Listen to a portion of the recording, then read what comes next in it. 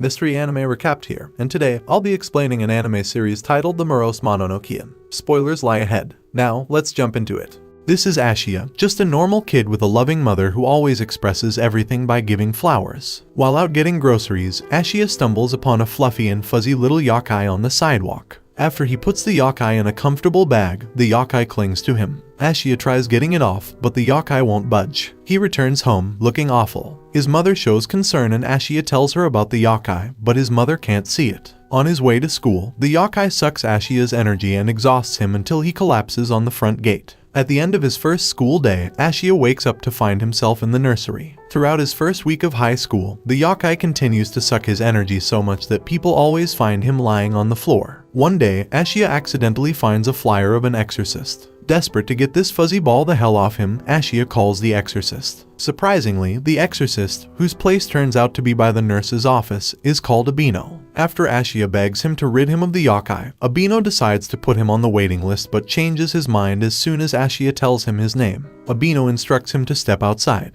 Ashiya complies. After, the yokai grows much bigger and Abino blows a beach ball, prompting Ashiya to call him a jerk. Abino strokes the yokai and nicely asks it to play a nice little game of fetch. After the yokai complies and moves away from Ashiya, he feels normal again. As Abino plays fetch with the yokai, he reveals that he's met yokais before. Yokais are lonely beings who are longing for some love and recognition. In other words, they're looking for people who can see them. The yokai saw in Ashiya a friend, which is why it clung to him in the first place. In order to make him smaller before Abino takes it to the underworld, Abino instructs Ashiya to play fetch. 5 hours later, the yokai is much smaller and ready to go to the underworld. After Abino requests a portal to the underworld, a big gate emerges on the wall and opens. Ashiya says his goodbyes and cries as he apologizes to the yokai for not being compassionate enough with it.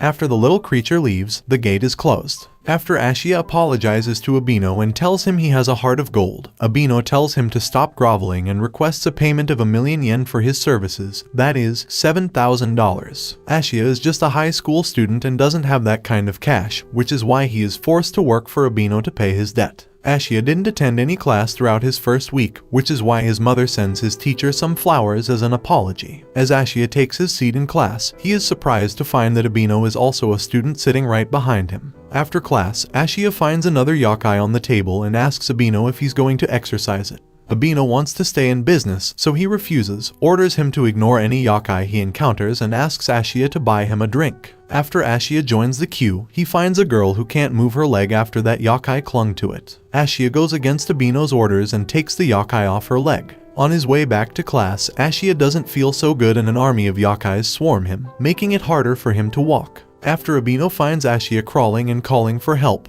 he summons his room and drags Ashiya inside, thus getting the yokais off him. Those yokais were trying to drag Ashiya to their big boss, so as soon as Ashiya walks out of this room, the yokais will continue to swarm him. However, Abino offers other options, the best of which is to use yokai as bait, which will lead Abino to the yokai leader so he can exorcise him. Contrary to what Abino has expected, Ashiya accepts to be bait as his first job. Abino then gives Ashiya a necklace. Ashiya opens the door to find more yokais awaiting him. As it turns out, being bait was easier said than done. Ashiya is reluctant but is pushed out by Abino, who is also soon ambushed by another swarm of yokais. The two are dragged and brought before the yokai leader called the Big Boss Scree. Wanting to get his kids somewhere safe, Big Boss Scree asks Abino to open the gate to the underworld, which Abino does. Now that his kids are all in, Big Boss Scree is relieved now that he can die knowing his children are safe. After all, he's anchored to this place and therefore can't get to the underworld where his children are. Ashiya doesn't want him to die on his children, so he strongly suggests cutting off the roots. Abino stops him and comes up with another solution,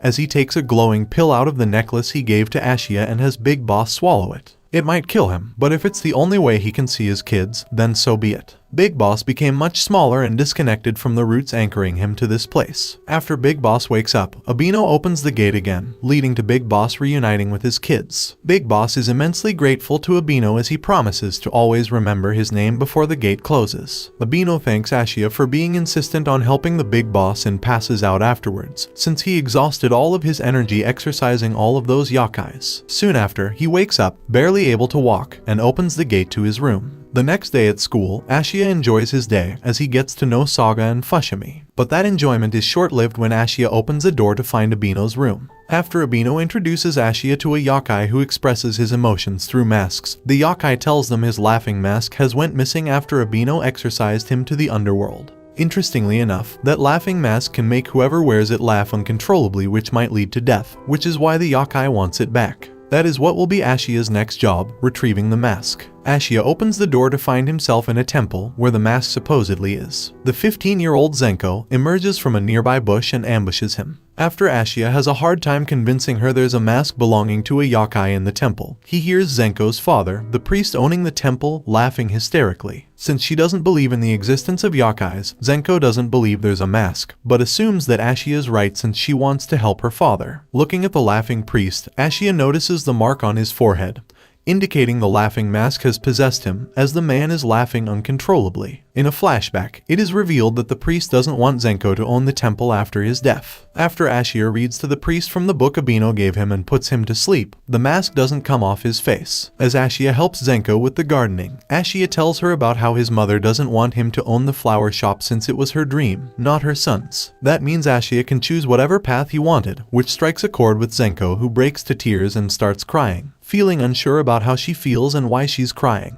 As Ashiya tries comforting Zenko, the priest wakes up and suspects Ashiya. However, the mask comes out of the priest's face. Ashiya takes it off, stopping the laughter. The priest stops laughing and rages at Ashiya, asking him why Zenko was crying. Abino shows up, diffuses the situation and scolds Ashiya for not getting the job done in time. As it turns out, Abino came out of the priest's closet, from where he opened a portal, which the priest and his daughter cannot see. When Zenko asks who they are, Abino tells her she'll know when she believes in the existence of yokais. Later on, Abino plans on going to the underworld to buy himself some medicine. The scroll on the wall called the Mononokean suggests that Abino take Ashiya with him, which Abino rejects but agrees after Ashiya convinces him since the underworld is the best way for Ashiya to learn more about the job. Before setting off to the underworld, Abino gives Ashiya a pink cloak as to protect Ashiya from getting possessed by yokais. After wearing it, Ashiya feels stupid. Down in the underworld, the two enter a pharmacy where Ashiya gets to know the owner, Kura, and her employee, Shizuku. Unfortunately for Abino, Kura sold the very medicine he needs to another customer who turns out to be Big Boss Scree. Abino needs this medicine and cooking it will take a while. In order to keep her customers occupied, Kura has the two help her organize the medicine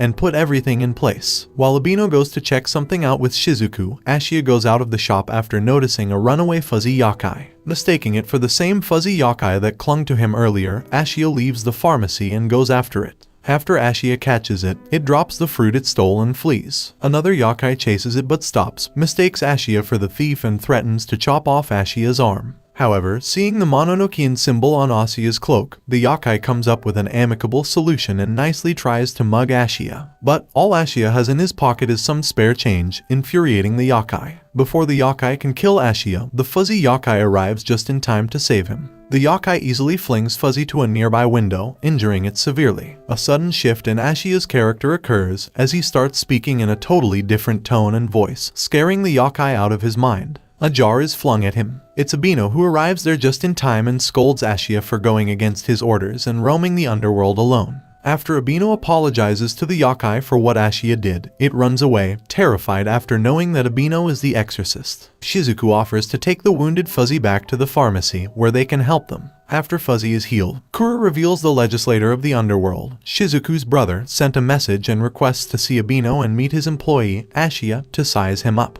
Moreover, the rules of the underworld are managed by the legislator. A Mononokean master must abide by any rule the legislator imposes upon him. The two reach the legislator, who immediately rejects Ashiya, reasoning that he doesn't have what it takes, not to mention he's a human, which Ashiya denies and Abino then confirms. Even though Ashiya is irritating to Abino, Abino has full confidence in him, as he refuses to fire him as long as there's no official rule. When the legislator asks if Ashiya is willing to devote his body and soul to the underworld, Ashiya asks why he would serve the yokai when serving the whole humankind is beyond him. Hearing that, the legislator is amused and persuaded and decides against firing Ashiya. Moreover, the legislator issues a new rule stating that the master and his employee may pass the gate to the underworld and hires Fuzzy as Abino's new employee, much to Abino's chagrin, who doesn't like yokais working for him. Later on, Abino and Ashiya are tasked to look for a ring belonging to an old lady. After Abino and Ashiya meet up with Manjiro, the yokai who assigned them this task, they start searching the river. Not soon after, Ashiya finds the ring, which really belongs to the old lady after Manjiro confirms it.